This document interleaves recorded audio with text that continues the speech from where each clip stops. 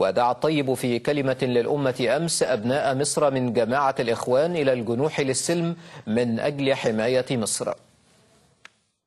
السادة المصريون من مختلف التيارات والقوى السياسية والحزبية، إن الاختلاف سنة الله في الكون وفي الخليقة، لكنه لا يقدح في وطنية أحد ولا يصمه بالعداء والتخوين.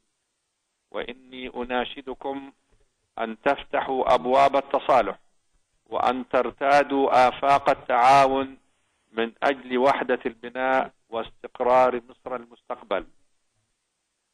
أبناء مصر من جماعة الإخوان والمتحالفين معهم، إن مشاهد العنف لن تكسب استحقاقا لأحد، والشرعية لا تكتسب بدماء تسيل ولا بفوضى تنتشر في البلاد والعباد.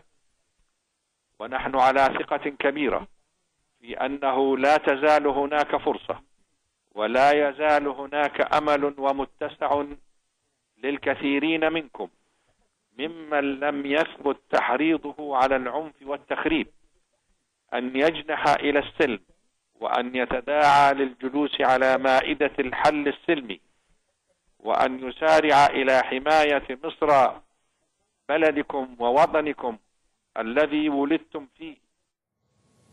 كما شدد شيخ الأزهر على ضرورة